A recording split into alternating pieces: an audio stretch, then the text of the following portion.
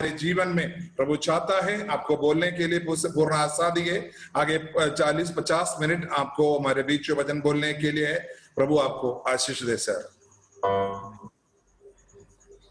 परमेश्वर की स्तुति हो। मेरी आवाज आप लोग को सुनाई दे रही है? बिल्कुल अच्छे से।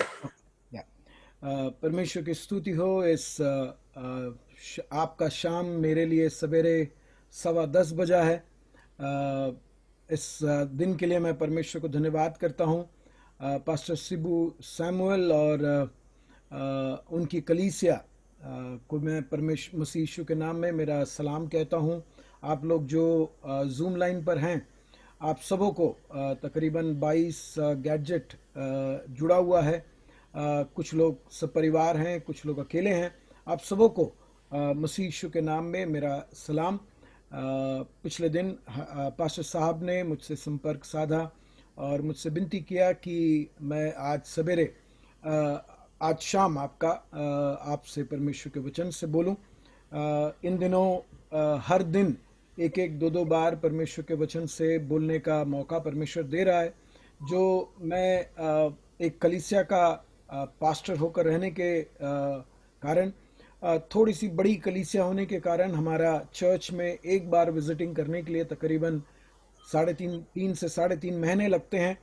और इसलिए मैंने यहाँ आके जब से मैंने यहाँ की जिम्मेदारी ली, तब से मैंने निर्णय लिया कि मैं और कहीं वचन की सेवा के लिए नहीं जाऊँगा, क्योंकि मेरे ज़िंदगी का काफ़ी लंबा समय महीने के 20-22 दिन सफ़र करने में मैंने बिताया, अलग अलग जगह पर परमेश्वर के वचन की सेवा करने में। आप लोगों के करीब मेरे ख्याल से रेणुकूट से तकरीबन 150 किलोमीटर दूर है वाराणसी में मैं परमेश्वर के वचन की सेवा के लिए एक दफ़ा आया हूँ। जब मैं एक संस्था के साथ काम करता था, उस सेमिनार में रेणुकूट से भी शायद 1-2 भाई थे। लेकिन इन दिनों में परमेश्वर के वचन को अलग अलग जगह पर बोलने के लिए परमेश्वर मौका दे रहा है। मौका के तौर पर जब मैं देखता हूं तो मैं आजकल जो व्यक्तिगत लोगों का जो जूम हो या फेसबुक हो, उस पर मैं बोलने में थोड़ा सा आनाकानी करता हूं। लेकिन जब कलीसिया होता है, कलीसिया का निमंत्रण होता है, मैं उसको सहर्ष स्वीकार करता हूं। उसका कारण ये है कि कलीसिया काफ़ी अपने लक्ष्य के बारे में बहुत सीधे होते हैं और कलीसिया के अंदर अपने लोगों की आत्मिक उन्नति के लिए होता है। और कई बार व्यक्तिगत जो चैनल चलाते हैं, व्यक्तिगत जो फेसबुक के पेजेस चलाते हैं, उन लोगों के साथ मेरी कोई व्यक्तिगत आपत्ति नहीं है, लेकिन कई बार वो अपने स्वार्थ, अपनी नाम कमाने के लिए कई बार वो प्रयासरत होते हैं, जो कई बार अलग अलग बातों में हमारी मतभेद हो सकती है। लेकिन मैं आज सवेरे परमेश्वर को धन्यवाद देता हूँ। ये कोरोना के जो सीज़न चल रहा है, हम में से कई लोगों को बहुत सी दिक्कतें लाया है। मेरी आवाज़ को सुनने वाले आप लोगों की परिस्थिति कैसी है मुझे नहीं मालूम, लेकिन ज़रूर मैं इस बात को जानता हूँ कि सब जगह काफ़ी परेशानी, दिक्कत और आंधी तूफान का सा माहौल हमारे ज़िंदगी में आया है। हमारे यहाँ पर एक राज्य में, हमारे देश में नहीं, हमारे एक राज्य में, एक स्टेट में एक दिन में 1400-1500 लोग एक दिन में मरते थे। जब मार्च, अप्रैल, मई के महीने में तकरीबन अप्रैल के महीने में तकरीबन 3 हफ्ते हर दिन सुनाई देता था कि 1200-1500 लोग एक दिन में मर रहे हैं। नए केसेस का नहीं, लेकिन आज वो स्थिति काफ़ी काबू में है। आज मृत्यु दर काफ़ी कम हो गया, नए केसेस यहाँ पर कम हो गए। तो हम लोगों ने वो मृत्यु को बहुत करीबी से देखा, कब हमें आक्रमण करेगा। और यहाँ पर अस्पताल में शव को रखने के लिए जगह न होने के कारण आप सोच कर देखें कि एक दिन में एक राज्य के अंदर जब 1500 लोग, 1400 लोग मरते हैं, तो उनके लाश रखने के लिए जगह नहीं होता है। और इसलिए जो बड़े ट्रेलर होते हैं, जो ट्रेलर में जो ठंडे सामान को एक शहर से दूसरे शहर ले जाए जाते हैं, उस कंटेनर के अंदर लोगों की लाश रखी जा रही थी। बड़ी दर्दनाक स्थिति था। और वो ट्रेलर में से लोग अपने रिश्तेदारों की शव पिछले 2 हफ्ता 3 हफ्ता पहले उन लोग अपने वस्तु अपने रिश्तेदारों की शव को लेकर गए हैं। मेरा कहने का मतलब बड़ा दिक्कत का समय है। मैं जानता हूं कि भारत एक आर्थिक परेशानी से होकर गुजर रही है। बेरोजगारी उसके तह पर है।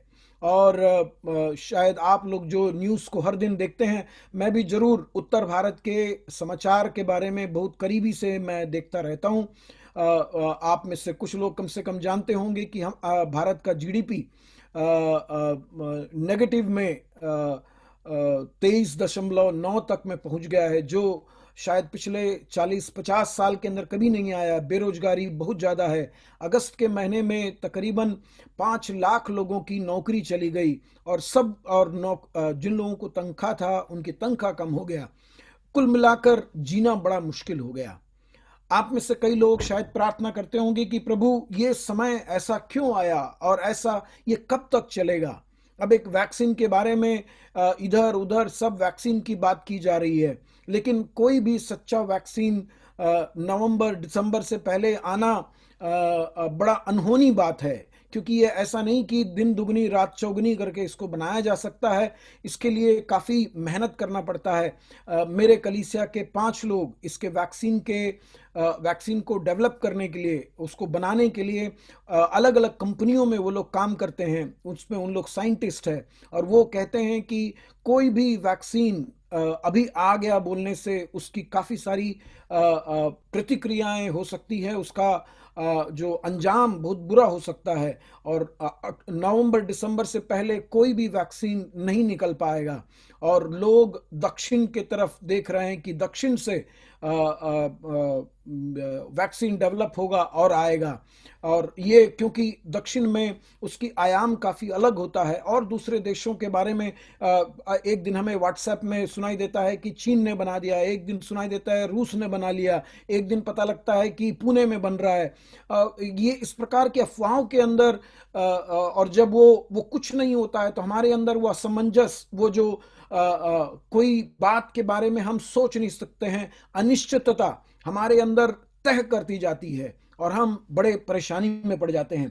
और ऐसी परिस्थिति जब आती है तो हमें परमेश्वर पर भरोसा करने के लिए हमें प्रेरित करती है। मैं ये शब्द का उपयोग नहीं करूंगा कि ऐसी परिस्थिति हमें परमेश्वर पर भरोसा करने के लिए मजबूर करती है। नहीं, मजबूर नहीं करती है। जरूर परिस्थितिवश हम प्रभु के पास चले आते हैं। लोग आध्यात्मिक बातों में ज्यादा ध्यान देते हैं। लोग इस आध्यात्मिक बातों में ध्यान देते हुए अंधविश्वास हम में नहीं आए, बल्कि सच्चे परमेश्वर के तरफ हम प्रकाश करने को चले जाएं। और वो हमारी जिंदगी में बहुत सी बातों को लेकर आएगी। मैं परमेश्वर के वचन के तरफ आपके ध्यान को ला रहा हूं। अगर आप अपने बाइबलों को अपने साथ रखे हैं तो न्यायियों का पुस्तक उसका 6वें अध्याय की ओर मैं आपके ध्यान को ले जाऊं। न्यायियों का पुस्तक उसका 6वां अध्याय। मैं उस अध्याय को पूरा नहीं पढ़ूंगा। समय के रहते मैं जहां तक जा सकता हूं उतनी वचनों का मैं ध्यान दूंगा। मैं इनमें से कुछ निरीक्षण को आपके सामने रखूंगा। मैं उस वचन के कहानी को ऐसे आपके साथ बताते हुए आगे लेकर नहीं जाऊंगा। मेरी कोशिश ये होगी इस अध्याय से, 6वें अध्याय से मैंने कुछ निरीक्षण किया है, उन निरीक्षणों को मैं आपके सामने रखूंगा। और इसीलिए मैं आपसे विनती करूंगा इस संदेश के पश्चात, या आप आज रात को सोने से पहले या कल सवेरे उठने के बाद कम से कम 5, 6 और 7 अध्याय, न्यायियों का पुस्तक 5वां अध्याय, 6वां अध्याय, 7वां अध्याय, 5वें अध्याय के अंतिम भाग में आएंगे तो हमें थोड़ा सा वो काव्य भाषा है, हमें इतनी पसंद नहीं आएगी। लेकिन मैं विनती करूंगा कि आप इसको पढ़ लें, ताकि मैं जो निरीक्षण आपके सामने रख रहा हूं, मेरे पास कम से कम 7 निरीक्षण के बिंदुएं हैं और उनमें से चंद कुछ बिंदुओं को मैं आपके सामने रखूंगा। समय का मैं जरूर परवाह करूंगा। मैं आप लोग के ध्यान को ले जाऊं। जब 6ठे अध्याय में हम आते हैं तो 6ठे अध्याय में 6ठे अध्याय से पहले मैं एक पृष्ठभूमि उसके लिए तैयार करूं। इज़राइल में इस वक्त में राजा नहीं है। ये लोग देश में आए और परमेश्वर ने देश को कब्जे में लेने को कहा। कनान देश में यहोशू के द्वारा बांटा गया देश को उन्होंने अपनाया। परमेश्वर के कुछ नियमों का उन्होंने पालन किया, कुछ नियमों का, कुछ निर्देशों का पालन उन्होंने नहीं किया। देश आगे चल रहा है और लोग बहकने लगे। परमेश्वर के निर्देश, दिशा निर्देश से हटकर लोग अपनी जिंदगी को जीने की कोशिश करते हैं और इस जीने के तह के अंदर ये लोग परमेश्वर से भटक जाते हैं। परमेश्वर से भटकते हुए वो करते ही हैं, उस देश के कुछ देवी देवताओं को वो लोग अपना लेते हैं। अब उसमें उन लोगों को दोष देना, पूरी रीति से दोष देना मुश्किल होगा। उसका कारण मैं बताऊं, जब वो लोग उस देश में आए तो परमेश्वर एक अदृश्य ईश्वर, जिसका कोई भी रूप उनके सामने नहीं है, जिसके गुण वो लोग जानते हैं कि ये परमेश्वर किस प्रकार का है, इस परमेश्वर के दिए हुए दिशा निर्देश उनके पास है, उसके आज्ञाएं उसके पास है, लेकिन वो ईश्वर का एक रूप उनके पास नहीं है, क्योंकि वो ईश्वर आत्मा था। आत्मा था नहीं है, वो ईश्वर आत्मा है। लेकिन उनके वो जिस देश में आए, उस देश के लोग वो प्रकृति के आराधक थे। वो प्रकृति में जो भी चीज को डरते थे उसको वो एक रूप दे दिया करते थे। वो सूरज से डरते थे, उसकी रोशनी को वो रोक नहीं पाते थे। उस सूरज की चमकते हुए रोशनी के अंदर जब वो कुछ नहीं कर पाते थे, उनको डर लगता था उससे। बादल से डरते थे, बारिश से डरते थे, बिजली से जब बारिश गिरने के पहले जो बिजली कड़कता है उससे वो डरते थे। तो इसको सब वो लोग प्रतीकात्मक रूप से वो एक रूप दे दिए और उसको वो पूजने लगे। जिससे उनको डर लगता था उसकी वो पूजना शुरू किए। अब ऐसा हुआ, ये कृषि प्रधान लोग थे, खेती करने वाले लोग थे, तो इनके लिए उस समय जब बारिश नहीं गिरा तो ये बारिश के देवता से वो पूजते थे। बारिश गिरता था और उपज होती थी, और इस रीति से उनके लिए तात्कालिक आवश्यकताओं के लिए उन्होंने कुछ देवी देवताओं को ढूंढ रखा था जो सच में थे नहीं, इनका बनाया हुआ था, इनका मन घड़त था। तो इजरायली लोग जब वहां आकर खेती करना शुरू किए, और वहां की खेती की उपज बहुत ज्यादा होता है, और आप उसके उल्लेख को देखेंगे कि एक अंगूर के गुच्छे को एक लकड़ी पर लटकाकर 2 लोग उठाकर लाते थे। हमारे यहाँ का एक सबसे बड़ा अंगूर का गुच्छा, हम नासिक में काफी साल रहते थे, हम वहां देखें कि अंगूर के गुच्छे को एक पूरा अच्छी गुच्छा को लेकर आप तराजू में रख दें तो ज्यादा से ज्यादा 1.25 किलो आता है। आधा किलो 1.25 किलो से ज्यादा नहीं होता है। लेकिन एक अंगूर की गुच्छा जरा सोच कर देखें कि 2 आदमी उसको कंधे पर लटका कर लाते हैं, इतना भारी गुच्छा होता था। तो इस कारण से वो लोग उस खेती की अधिकायत्ता के लिए, यानी कि उनको ज्यादा चाहिए, वो उनकी खेत की पैदावार ज्यादा चाहिए, उनकी जिंदगी में जो आवश्यकताएं हैं वो तुरंत हो जाए, इस दिशा में उन लोगों ने वहां के जो स्थानीय देवी देवता थे उसके पीछे चले गए। मैं, अगर आप लोग अपने बाइबल को अपने पास रखें तो उसके 5वें अध्याय का अंतिम वचन की ओर मैं आपके ध्यान को ले जाऊं। वहां पर क्या लिखा हुआ है? वहां पर देबोरा के किस्सा के बाद, देबोरा उनकी न्याय देने वाली थी, और उसके बाद उसके अंतिम अध्याय पर जब आते हैं, उसके अंतिम वचन पर, उसके 31वां वचन, या अच्छा है कि आपके स्क्रीन पर उस चीज को दिखाया जा रहा है, उसका 31वां वचन, उसके 31वां वचन में लिखा है प्रभु, है यहोवा, तेरे सब शत्रु ऐसे ही नाश हो जाएंगे, परंतु उसके प्रेमी लोग प्रताप के साथ उदय होते हुए सूर्य के समान तेजोमय हो। और उसके बाद लिखा है, फिर देश में 40 वर्ष तक शांति रहा। देखना, एक न्यायिका उनके बीच में थी, दबोरा थी उनके बीच में, उसने न्याय चलाई, और उसके लंबे अंतराल में, उसके न्याय के का अंत में दबोरा का गाया हुआ गीत है पूरे 5वें अध्याय में, और अंत में उसके 31वें वचन में ऐसा लिखा है, उस देश में शांति बना रहा, यानी कि कोई भी आक्रमण नहीं करता था, कोई भी विदेश बाहर से लोग उनके अंदर नहीं आते थे, वो लोग आराम से अपनी जिंदगी जी रहे थे। अब उसका 6वें अध्याय पर जब आते, 6वें अध्याय का पहला वचन ऐसा लिखा है, तब इसराइलियों ने, कब? जब 40 वर्ष तक देश में शांति रहा, कोई परेशानी नहीं था, वो जो चाहते थे वो सब मिल रहा था, उनकी आवश्यकताएं पूरी हो रही थी। और ऐसे परिस्थिति में परमेश्वर का वचन ऐसा लिखा है, तब इस्राएलियों ने यहोवा के दृष्टि में बुरा किया। देखना, कई बार जब हम अपनी जिंदगी में आसान जिंदगी जीते हैं, सब कुछ सही सलामत होता है, हमारे बिल पटाए जा रहे हैं, बिजली बिल पटाया जा रहा है, मोबाइल में रिचार्ज के लिए पैसा है, अनाज खरीदने के लिए पैसा है, बीच में जाकर दही वड़ा खाने के लिए पैसा है, गुपचुप खाने के लिए पैसे हैं, हमारे पास जब सब कुछ आसान चल रहा है, अनुकूल चल रहा है, उस समय हमारे साथ एक समस्या होता है। और वही समस्या को यहां परमेश्वर का वचन दिखाता है, तब इजरायलियों ने यहोवा के दृष्टि में बुरा किया। तो मेरा पहला निरीक्षण यह है कि परमेश्वर कई बार कठिन परिस्थितियों से ले जाता है कि हमारा ध्यान अपनी तरफ ले। मैं दोहरा रहा हूं, परमेश्वर हमें कठिन परिस्थितियों से होकर गुजारता है ताकि हमारा ध्यान परमेश्वर के तरफ आ जाए। प्रियो, हम अपनी जिंदगी के उन परिस्थितियों को देखें जहां पर सब कुछ ठीक था, हमारा प्रार्थना कम हो गया, हमारा बाइबल पढ़ने में जो उत्सुकता थी वो कम हो गए। हम लोग बाइबल पढ़ते जरूर थे, लेकिन उसको एक क्या बोले, मशीनी तौर पर फटाफट 3 अध्याय पढ़ लिए। नहीं पढ़ने से हमारे दिल को शांति नहीं मिलेगा, लेकिन ध्यान से नहीं पढ़ते थे। हम प्रार्थना करते थे, हम प्रार्थना करने में आनाकानी करते थे, चलो कर दो, जैसे जैसे तैसे निकाल दो, एक गीत गाओ और जल्दी जल्दी प्रार्थना करो। 3 लोग घर में, 4 लोग हैं, सब लोग प्रार्थना करने की जरूरत नहीं है, एक आदमी प्रार्थना करेगा, समेट ले, क्योंकि प्रार्थना कर लिए लेकिन वास्तव में नहीं किए। ये जो स्थिति है सबकी जिंदगी में आता है जब जिंदगी आसान होता है। मैं आप लोगों को ध्यान दिलाना चाहता हूं, जब आप लोगों में से किसी ने साइकिल चलाना सीखा होगा या बाइक चलाना सीखा होगा, है ना, आप में से कितने लोग साइकिल को कैंची चलाए नहीं मालूम, वो डंडी के बीच से पांव डाल के चलाते थे। हमारे छुटपन में हम चलाते थे, तो उस समय ना जब पहले पहले सीखे थे बहुत ध्यान से चलाते थे। बाइक हो जाए, हम लोग बड़े ध्यान से दोनों तरफ के आईना में देखते थे, पीछे से कोई आ रहा है क्या, उसके बाद हाथ दिखाते थे, इंडिकेटर भी जलाते थे, हाथ भी दिखाते थे, तब कहीं गाड़ी घुमाते थे और बड़े ध्यान से आगे पीछे कोई आ रहा है कि देखते थे। लेकिन गाड़ी सीख के 5-6 महीना होने के बाद आपके चलाने का शैली आपने ध्यान दिया है?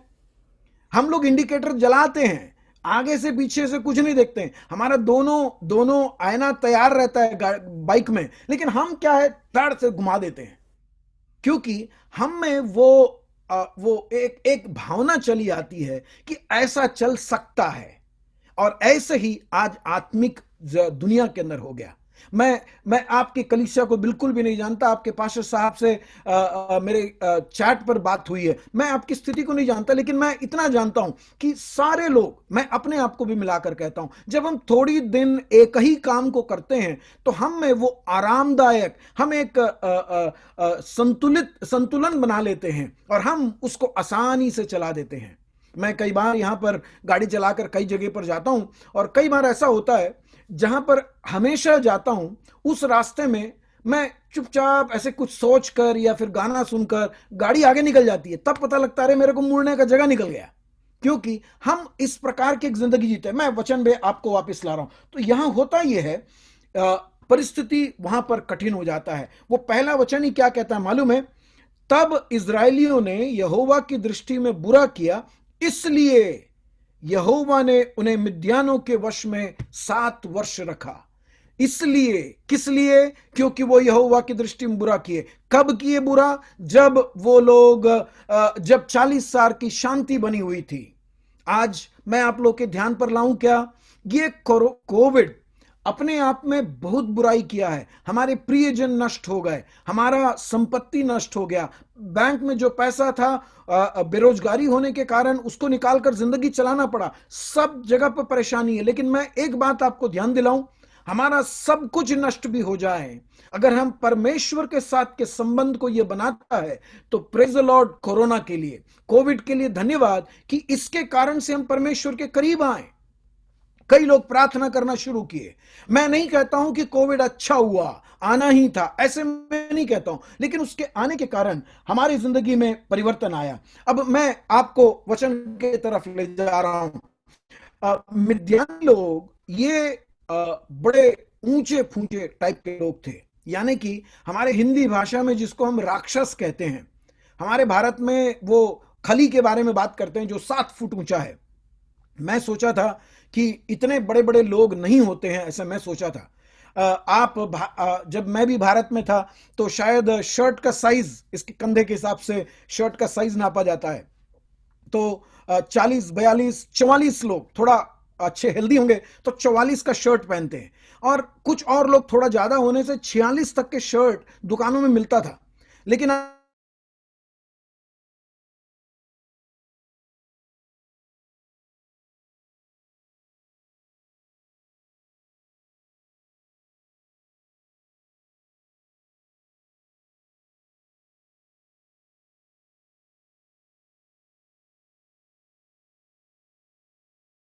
अंठावन और 60 के पैंट, यानी कि वो इतना ऊंचा ऊंचा होगा, आप समझ में नहीं आएगा। इतने बड़े बड़े लोग भी आज दुनिया में है। और काय के लिए आते थे मालूम है? जब फसल काटने का वक्त होता है उस समय ये मिद्यानी लोग आते हैं और आकर पूरे फसल को लेकर चले जाते हैं। वो लोग जैसी फसल काट कर सब उसको गुच्छा बनाकर रखे हैं, ये लोग आते थे, आक्रमण करते थे, सब चीज को उठाकर ले जाते थे। और तो और, पर आप इसी वचन में पढ़ेंगे, वो लोग पूरे देश में घूमकर वहां के सारे बैल बकरियों को मार डालते थे, जिसका मतलब इन लोगों की जीना मुश्किल हो गया। आप लोग जो अगर कृषि प्रधान क्षेत्र है, वहां पर हिंडाल्को का एल्यूमिनियम फैक्ट्री वगैरह है रेणुकूट में, लेकिन फिर भी कुछ लोग खेती बाड़ी करते होंगे। आप अगर 1 साल का फसल बिगड़ गया तो अगला साल भुखमरी हो जाती है। और यहां पर इनके देश में जो भी उनका अनाज निकला वो ये लोग चुरा कर ले गए, और देश में अकाल पड़ गया। कठिन परिस्थिति से होकर वो लोग गुजर रहे हैं।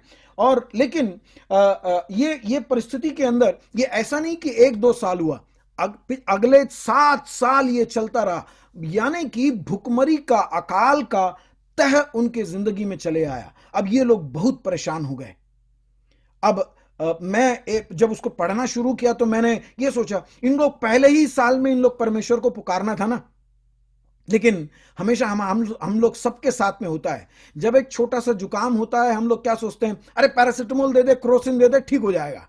लेकिन जब बात बिगड़ जाती है तब हम बोलते, पास्टर साहब जल्दी आओ, प्रार्थना करो, हमारा बच्चा परेशान हो गया, हम लोग 3 दिन से अस्पताल ले जा रहे हैं, कोई कुछ नहीं कर रहा है, डॉक्टर लोग सब चोर लोग हैं, ये लोग दवा नहीं देते हैं सही, और ऐसा वैसा फलाना ठिकाना सब हम शुरू हो जाते हैं।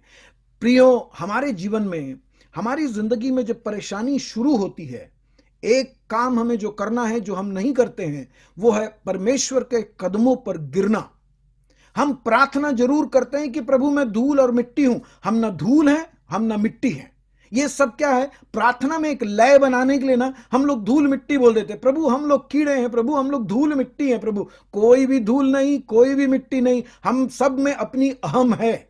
लेकिन हमें चाहिए दिल के अंदर से परमेश्वर के सामने जाकर गिर जाएं। और इजराइलियों को यह समय आने के लिए, वही बात को मैं कह रहा हूं, परमेश्वर हमारी कठिन परिस्थितियों का उपयोग करता है कि हमारा ध्यान परमेश्वर के तरफ लग जाए। और ये चीज को होने के लिए 7 साल लग गया।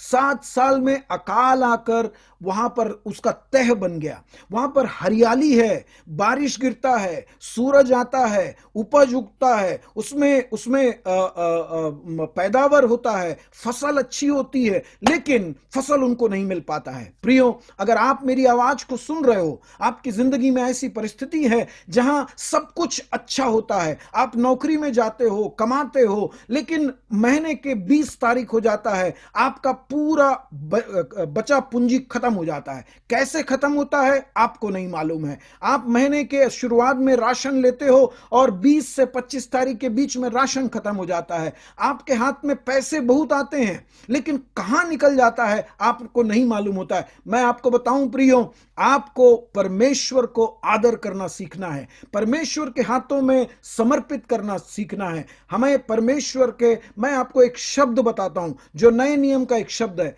हम परमेश्वर के भंडारी हैं। हम दशवांश और उसमें से भाग वगैरह देने वालों में से नहीं है। हमारे पास जो कुछ है वो परमेश्वर का है। ये बात है कि परमेश्वर अनुमति देता है कि हम उसमें से कुछ चीज का उपयोग करें। और जब हम वो नहीं करते हैं, हम उस सारा चीज को अपने लिए उपयोग करते हैं, तब सबसे बड़ी गलती होती है कि परमेश्वर अपने स्रोत को बंद करता है और परमेश्वर हमारे जिंदगी के हर पहलू में अपने हाथ को फिराता है कि मैं तुझे सिखाता हूं, तू मुझ पर भरोसा करे। ये कोविड ने हमें एक चीज सिखाया।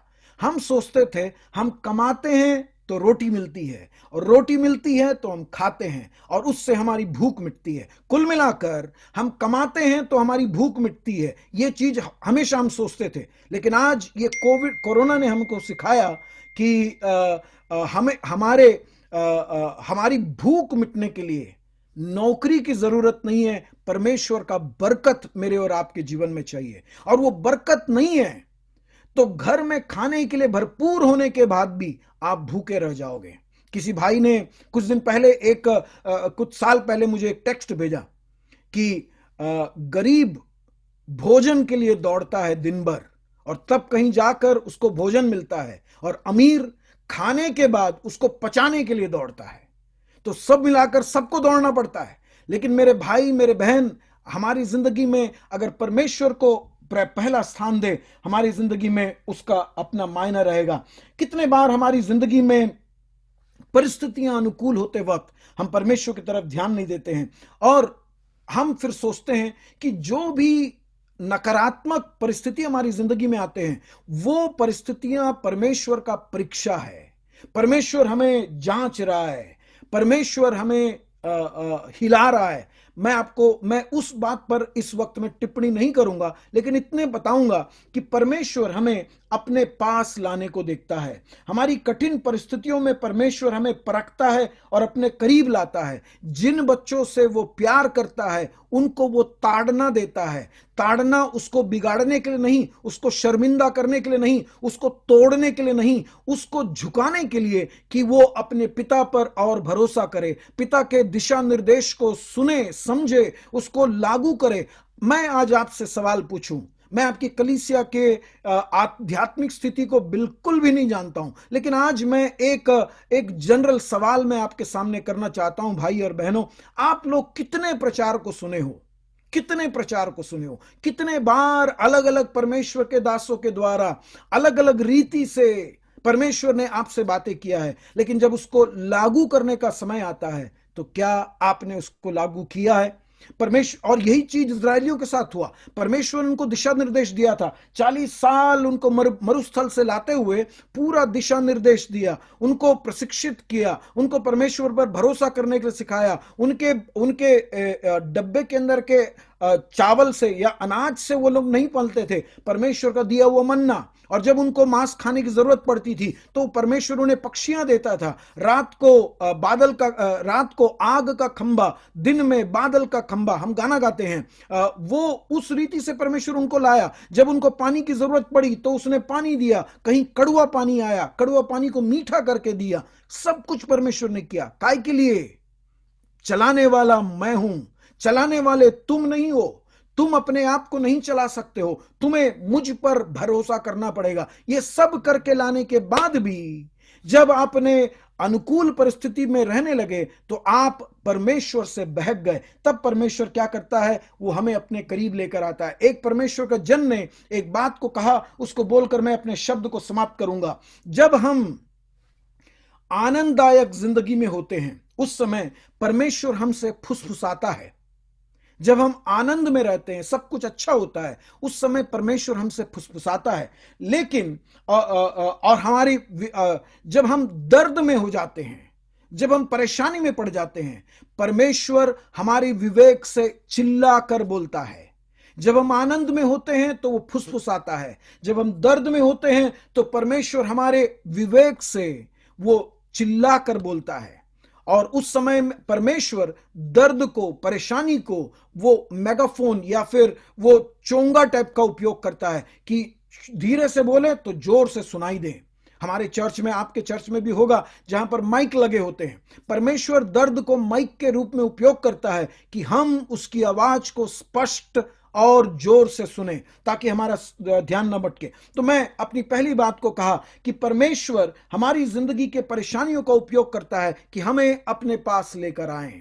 परमेश्वर ने मिद्यानियों को भेजा, वो जिनको वो काबू में नहीं कर सकते, वो टिड्डियों के समान आया, उनको आक्रमण किया, उनका सब कुछ लूट लिया, अकाल बनाया, गरीबी का तह में उनको लेकर गया। तो क्यों? ताकि वो परमेश्वर के पास चले आए। दूसरी बात, मेरा दूसरा निरीक्षण इसी अध्याय से वो ये है कि समय समय को मैं देख रहा हूं। दूसरी बात यह है, परमेश्वर हम जो देखते हैं उससे ज्यादा कुछ देखता है।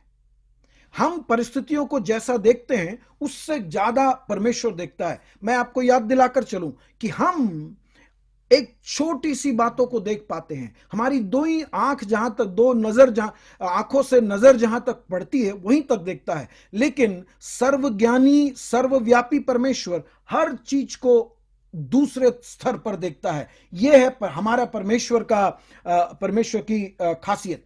यहां पर कहता है, उसके 7वें 8वें वचन में कहता है कि वो परमेश्वर से चिल्लाने लगे, दुहाई देने लगे कि प्रभु तू हमें बचा, तू हमारी सुन क्यों नहीं रहा है। और तब परमेश्वर उनके आवाज को सुनता है। परमेश्वर प्रतिक्रिया नहीं करता है। उसके 7वें वचन में लिखा है, जब इजरायलियों ने मिद्यानियों के कारण यहोवा को दुहाई दी, तब परमेश्वर ने उनसे बातें नहीं किया। परमेश्वर उनसे बोला नहीं कि तुम गलत कर रहे हो, तुम मेरे पास आओ। परमेश्वर ने क्या किया, उस समय अपना एक नबी को भेजता है। हम जब परमेश्वर से सच में दिल की गहराई से हम जब रोते हैं तो परमेश्वर उस चीज को सुनता है। मैं कई लोग प्रार्थना करते हैं, बहुत लंबा लंबा प्रार्थना करते हैं, 5 से 10 मिनट का प्रार्थना करेंगे और उसके बाद अंत में बोलेंगे प्रभु हमारी ये छोटी सी प्रार्थना। लेकिन वो छोटी नहीं होती, बहुत लंबी प्रार्थना होती है। और इतने कुछ लोगों की प्रार्थना सच में अच्छा होता है, वो उत्पत्ति से प्रकाशित वाक्य के सारे वचनों को पिरोकर वो बड़ा सुंदर व्याकरण के साथ प्रार्थना करते हैं। अच्छा है, मुझे इतना नहीं आता है, उतने अच्छे से सुंदर प्रार्थना करना नहीं आता है, लेकिन प्रार्थना करता हूं। लेकिन मैं परमेश्वर के वचन से विश्वास करता हूं, हमारे लफ्ज से निकलने वाले सुंदर शब्द नहीं, हमारी दिल की आह को जानने वाला एक परमेश्वर की हम सेवा करते हैं। उसको हमारी सुंदर शब्द की जरूरत नहीं है, उसको आपकी व्याकरण की जरूरत नहीं है, उसको आपकी भाषा की जरूरत नहीं है, उसको परमेश्वर के वचन का उल्लेख करने की जरूरत नहीं है। जब उसका खून से खरीदा हुआ जन जब अपने उसके दिल से आह निकलती है, हे प्रभु कहता है, मेरा परमेश्वर उसको सुनता है। क्यों मालूम है? क्योंकि खून देकर खरीदा है उसने। हमारे लिए वो सस्ता होगा, लेकिन स्वर्ग के लिए अपना इकलौता बेटे को देने की बड़ी कीमत उसने चुकाया। तो वो परमेश्वर हमारी आह को सुनता है, और वो परमेश्वर इस सारी पार्श्वभूमि के पीछे वो अपने हाथ को चलाए हुए है। आज मेरी आवाज को सुनने वाले भाई बहन, आप शायद गरीबी के तह से गुजर रहे होंगे। आज रात को खाना आपने खाया, रोटी बना खाया होगा, कल सवेरे क्या खाएंगे ऐसे आप सोच रहे होंगे। लेकिन आपको आज मैं हियाव देना चाहता हूं, आपकी जिंदगी के सारे कठिन परिस्थितियों के अंदर, जब कांटीले रास्ते से आकर आप गुजर रहे हो, जब पथरीली जमीन पर आप बगैर चप्पल के चल रहे हो, जब आपके बच्चे को कपड़ा बदलने के लिए समय बदल कर देने के लिए आपके पास पैसे नहीं है, उसके जन्मदिन मनाने के लिए पैसे नहीं है, आप उसके अपने बच्चे को स्कूल में भेजने के लिए आपके पास इस महीना पैसा नहीं है, मैं आपको बताना चाहता हूं, एक अदृश्य हाथ इन सारी परिस्थितियों के पीछे कार्य कर रहा है, जो जानता है कि मेरा बेटा मेरा बेटी किस परिस्थिति से गुजर रहा है। शायद आपके चर्च के लोग नहीं जाने, शायद आपके चर्च के लोग आपके बच्चे का नाम नहीं जानते होंगे, लेकिन एक परमेश्वर है जो आपके नाम को बखूबी जानता है, आपके स्वभाव को वो बखूबी जानता है। आप जैसे अपने आप को नहीं जानते हो, उससे भी बेहतर तरीके से आपको जानने वाला एक जीवित परमेश्वर हमारे चारों तरफ है। आपके दोस्त, आपके मित्र, आपके परिवारगण आपकी परिस्थिति नहीं जानेंगे, लेकिन आपको अच्छे से जानने वाला एक परमेश्वर है। वो सच्चाई को जानता है, वो सारे दृश्य के पीछे, उसके पर्दे के पीछे उसका अदृश्य हाथ कार्य कर रहा है। वो जानता है कि आप किससे होकर गुजर रहे हो। आप तो 7 साल के बाद दुहाई दिए हो, लेकिन 7 साल की शुरुआत में इसको अनुमति दिया था मेरा परमेश्वर ने। इजरायली, तुम आज दुहाई दे रहे हो, इतने 7 साल तुमने क्या किया? क्योंकि तुम हर साल कोशिश किए कि इस मिद्यानियों से कैसे हम अनाज को बचाएं, कैसे कहां ले जाकर छुपाएं।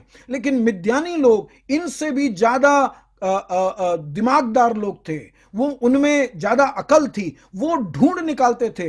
आप कहीं पर भी ले जाकर छुपाओ, उसको वो ढूंढ निकालते थे, वो तहस नहस करते थे। लेकिन इतने अंतराल में तुमने ये नहीं सोचा कि पहले साल नहीं, दूसरे साल नहीं, तीसरे साल परमेश्वर को दुहाई देने का तुम अपने कोशिशों पर भरोसा किए, तुम्हारी पहचान पर, तुम्हारी अकलमंदी पर, तुम्हारी काबिलता पर तुमने भरोसा किया। आज जब सब कुछ जवाब दे दिया, जब तुम सारे परिस्थिति के तह में पहुंच गए, तब उसको पुकारे, तब भी वो सुनेगा।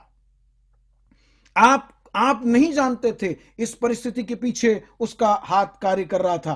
तो यहां पर हम देखते हैं कि परमेश्वर का जन आता है और उनसे बातें करता है, और उस नबी का नाम नहीं बताया। मुझे काफी अच्छा लगा, वो उस व्यक्ति का नाम नहीं बताया, क्योंकि संदेशवाहक का कोई भी कीमत नहीं होता है।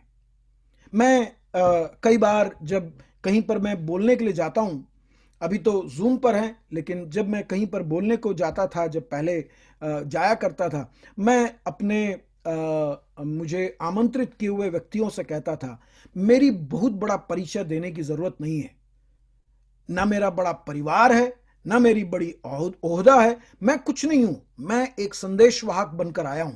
मैं आपसे पूछूं, आपके घर में जो पोस्टमैन आता है लेटर लेकर, आप कभी उसको पूछते हो कि आपका नाम क्या है, आप कहां रहते हो, आपके पिताजी कौन है, आप कौन से गांव के हो? कुछ नहीं पूछते हो। आप उसका दिया हुआ चिट्ठी लेते हो, चिट्ठी फाड़कर आप पढ़ते हो और खुश हो जाते हो। और मेरा काम वही है, एक नबी, एक परमेश्वर का दास का काम यही है कि वो संदेश को आपके सामने लेकर आए। मैं परमेश्वर का शुक्रगुजार हूं कि पास्टर शिबू सैमुअल मेरे को बहुत कम जानते हैं, इसलिए मेरी परिचय में उन्होंने समय नहीं निकाला, और समय है परमेश्वर के संदेश को आपके सामने लाने के लिए। तो वहां पर वो आकर कहता है, वो संदेशवाहक कहता है, नबी कहता है, इजराइल का परमेश्वर यो कहता है कि मैं तुमको मिस्र देश में से लाया। इजरायली, तुम आज तक सोचते थे कि तुम्हारा जमीन से जो उपज आया था उसको लोग चुरा लिए, तुम्हारा कुछ कुछ लोगों ने चुरा लिया, ऐसे तुम सोचते हो। अरे तुम्हारा अपना क्या था? तुम तो गुलाम थे भाई मिस्र देश में, 40 साल मैंने तुमको चला कर लाया। मैं लोगों के मनों में कृपा दृष्टि दिया, और तब उन लोग, जब तुमने मंगा उनसे, तो वो लोग सोना चांदी तुमको दिए, वही सोना चांदी है तुम्हारा। तुम तो गुलाम थे, तुम्हारे अपने भेड़ बकरी नहीं थे, लेकिन आज तुम देश में आ गए, तुम्हारी अपनी जमीन हो गई, तुम्हारी अपनी पूंजी हो गई, तुम अपनी आमदनी बनाना शुरू किए, तब तुम बोल रहे हो कि तुम्हारा चुरा लिया गया, तुम्हारा किसी ने उठा कर ले गया। अरे तुम्हारा था ही नहीं वो। मैं वो परमेश्वर हूं जो तुम्हें मिस्र देश से लेकर आया, जब तुम गुलाम थे, जब तुम्हारी ओहदा नहीं थी, तुमको कोई पूछता नहीं था, कुत्ते बिल्ली से भी, जानवरों से भी बदतर जिंदगी तुम जी रहे थे, और उस समय मैं तुमको पहचाना, मैं तुम्हारी दुहाई सुना। वो परमेश्वर हूं मैं आज भी। प्रियो, आज मैं आपको याद दिलाना चाहता हूं, शायद आज आपके अहम को ठोकर लगा होगा, क्योंकि आज आप मोहताज हैं परिस्थितियों के कारण। आप अपने आप को आप अपनी जरूरतों को पूरा नहीं कर पा रहे हो, आप अपने आप को मोहताज ही देख रहे हो। लेकिन आज परमेश्वर आपसे कहता है, मैं ही वो परमेश्वर हूं जो तुम्हें उद्धार दिया हूं, तुम्हें तुम बनाने वाला मैं हूं। मैंने तुम्हें ओहदा दिया है, मैंने तुम्हें व्यक्तित्व दिया है, मैंने तुम्हें नाम दिया है, मैंने तुम्हें तुम्हारा सब कुछ, तुम्हारे जिंदगी का चारों तरफ के हर चीज को मैंने बुनकर बनाया है। और परमेश्वर कहता है, दासत्व के घर से निकाल कर ले आया। तुम अपने आप नहीं निकल पाए, तुम्हारी कोशिशों के बावजूद। तुम गिनती में बड़े थे, तुम 20 लाख लोग थे, लेकिन तुम सब एक साथ खड़े होने के बाद भी तुम अपना कुछ नहीं कर सकते थे। तुम्हारा समाज अपने आप में कुछ नहीं कर सकता था, लेकिन मूसा ने नहीं, मैंने तुम्हें निकाल ले आया वहां से। और इसलिए मुझ पर तुम्हारा ध्यान होना चाहिए। और वो परमेश्वर कहता है, मैंने तुमको मिस्रियों के हाथ से, 9वां वचन, वरन जितने तुम पर अंधेर करते थे उन सबों के हाथों से मैंने छुड़ाया। देखना प्रभु क्या कह रहा है मालूम है प्रियो, मैं आपको क्या याद दिला रहा हूं मालूम? पिछले दिनों में जब आपकी जिंदगी में परेशानियां थी, उस समय हमारा परमेश्वर ने आपको छुड़ाया। अगर आप में से कोई भी एक बिंदु भर भी सोचता है, रति भर भी आपके मन में विचार है कि आपने उस परिस्थिति से निकाला, मैं उसको सरल शब्दों में कहूं, पिछले बार जब आप गाड़ी में जा रहे थे तो आपको लगा कि आप आखिरी वक्त पर अपनी गाड़ी को नहीं घुमा लिए होते तो सामने वाला ठोकर मारा होता। नहीं मेरे प्रिय भाई और बहन, परमेश्वर का हाथ वहां पर था और वही चीज को परमेश्वर आज याद दिला रहा है तुम पर उन दिनों में। आज से तकरीबन 200 साल पहले जब तुम पर अंधेर करते थे, तुम मेहनत करते थे और तुमको कुछ नहीं मिलता था, रोटी भी तुम मोहताज थे, उस समय उस अंधेर करने वालों से, मिस्रियों से मैंने तुमको छुड़ाया। तो ये मिद्यानी कौन है? अगर उन मिस्र देश से छुड़ाकर 40 साल तुम्हें बखूबी चलाकर तुम्हारे चप्पल नहीं घसे, तुम्हारे कपड़े नहीं फटे, तुम्हें छाता नहीं पकड़ना पड़ा, तुम्हारे कुछ भी तुम्हारे पास था ही नहीं, तुम्हारे पास औकात नहीं थी तुम्हारी देखने के लिए, लेकिन मैं तुम्हें चलाकर ले आया, तो ये मिद्यानी कौन है? वर्तमान का ये कोविड क्या है? हमारी जिंदगी में बीमारी, परेशानी, कैंसर। पिछले दिन एक भाई ने मुझे फोन करके बताया कि पास्टर साहब, मैं तो ये कोविड के कारण इतना डरा हुआ नहीं हूं, क्योंकि मेरे जिंदगी में पिछले 6 साल से ऐसी बीमारी है कि डॉक्टर बोलता है अगले महीने तुम मर जाएगा। वो हर बार मैं जाता हूं तो बोलते 4 हफ्ता, 3 हफ्ता, 2 हफ्ता, 2 महीना, 3 महीना, बोलते बोलते अभी मेरा 6 साल निकल गया। अब ये कोविड मुझे क्या डराएगा? कोविड के कारण मुझे डर नहीं है। मुझे एक ही चीज की तमन्ना है कि मैं अपने प्रिय परमेश्वर के पास पहुंच जाऊं। मेरे प्रियो, वही मेरे और आपकी जिंदगी का लक्ष्य होना चाहिए। मेरा समय समाप्त हो रहा है, मैं अपने शब्दों को समाप्त कर रहा हूं। एक जो झूठ हम अपने आप से बोलते हैं, वो झूठ को भी बोलकर मैं समाप्त कर रहा हूं। हम अपने आप से एक झूठ बोलते हैं कि परमेश्वर सिर्फ विशेष लोगों से अपनी व्यवहार करता है, कुछ विशेष प्रकार के लोगों से व्यवहार करता है। नहीं मेरे प्रिय भाई, ये गिदोन को आप देखोगे ना, साधारण व्यक्ति था, उसके समाज में कोई उसको नहीं जानता था, लेकिन एक परमेश्वर था जो उस गिदोन अपने बारे में सोचता था, उससे भी बड़ा सोचता था। आप अपने आप को अपने रंग के कारण, अपने परिवार के कारण, अपने नौकरी के कारण, अपनी पढ़ाई के कारण, अपने व्यक्तित्व को छोटा सोचते होंगे, लेकिन मैं आज आपको यह बताने के लिए आया हूं, आप सबों के लिए मैं एक अनजान व्यक्ति हूं, लेकिन मैं ये बताने के लिए आपके पास आया हूं कि आपके बारे में आप जैसा सोचते हैं उससे बड़ा सोचने वाला एक बड़ा परमेश्वर है हमारा। और वो परमेश्वर कहता है, मुझे तुझसे कुछ कार्य है प्रभु, मैं बुलाऊंगा तो मेरे कुल के लोग, मेरे पहचान के लोग। अगर मैं आपके शब्दों में बोलूं, प्रभु अगर मैं बुलाऊंगा एक आम मीटिंग के लिए, मेरे कलीसिया के लोग नहीं आ पाएंगे। मेरा एक मित्र था जो एक बार म्युनिसिपैलिटी के इलेक्शन के लिए खड़ा हुआ और मात्र 2 वोट मिले, और उस समय हम लोग उसकी मजाक उड़ा रहे थे। बोले यार ये 2 वोट किसने दिया?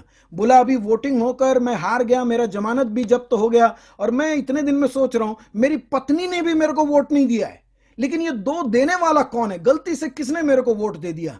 क्योंकि उस व्यक्ति सोचता मैं कोई नहीं हूं। लेकिन मैं आपको बताता हूं, मेरा परमेश्वर अगर अपना इकलौता बेटा आपको अपने राज्य में ले पालक, अपने परिवार में लेने के लिए अपना इकलौता बेटा दिया, तो आप एक बहुमूल्य व्यक्ति हैं। आपके रंग, आपकी पार्श्वभूमि, आप किस परिवार के हो, आपके परिवार में कितने लोग क्या हैं, वो नहीं। गिदोन, तुझसे मेरे को एक योजना है। तू अपने आप के बारे में सोचता है कि तेरे को परमेश्वर ने भी छोड़ दिया।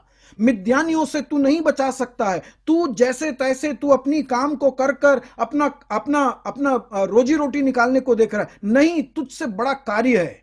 याद रखना, जब परमेश्वर, उसके अंतिम भाग में आप देखोगे, जब आत्मा उस पर चली आती है और वो तुरही फूंकता है, तो एक 20,000 लोग उसके पीछे आ जाते हैं। कौन? एक साधारण व्यक्ति, जिसको परमेश्वर जब देखता है तो उसको पुकारता है, हे शूरवीर। आज परमेश्वर मेरे द्वारा आपसे एक आवाज सुनाना चाहता है। आपके कानों में ये बस जाएं तो मैं आज धन्य हो जाऊंगा, परमेश्वर को धन्यवाद दूंगा। आप में से हर एक लोग एक शूरवीर हो। शूरवीर किसके लिए? आप बड़े नाम कमाने के लिए नहीं, प्रतिष्ठा कमाने के लिए नहीं, परमेश्वर के लिए मूर्ख बनने के लिए, परमेश्वर के लिए नाली में जाकर चाट कर पानी पीने के लिए कुवत रखने वाले बनोगे क्या? क्या परमेश्वर के लिए आपके रेणुकूट शहर से आज चलने के लिए परमेश्वर को एक पांव की खोज है और वो पांव आप बनोगे? परमेश्वर को रेणुकूट में काम करने के लिए कुछ हाथ चाहिए, वो हाथ आपके होंगे। परमेश्वर को रेणुकूट में बात करने के लिए एक जबान चाहिए, एक मुंह चाहिए, क्या वो आपके मुंह हो जाएंगे? आपको उसी दृष्टि से परमेश्वर देखता है कि मेरे लिए मेरे औजार, मेरे शस्त्र बनकर, मेरे पत्री बनकर, मेरे राजदूत बनकर जो खड़े हो जाएं, वही मेरे लिए चाहिए। परमेश्वर आपको आप जैसा देखते हो, उससे बड़ा परमेश्वर आपको देखता है। आपको परमेश्वर एक कार्य के लिए, गिदोन सोचता था मैं कुछ नहीं कर सकता हूं, लेकिन परमेश्वर जानता है कि मैं एक युद्ध जीत सकता हूं तेरे कारण से। कोविड सीजन में आप अपने घरों में बसे हुए हैं, लेकिन परमेश्वर आपसे बड़े काम को करवाएगा। मैं अपने शब्दों को समाप्त कर रहा हूं। फिर से पास्टर शिबू सैमुअल और उनके कलीसिया से मैं धन्यवाद देता हूं कि आप लोगों ने परमेश्वर के वचन से सेवकाई के लिए मौका दिया। परमेश्वर इन वचनों के द्वारा आप सबों को आशीष दे।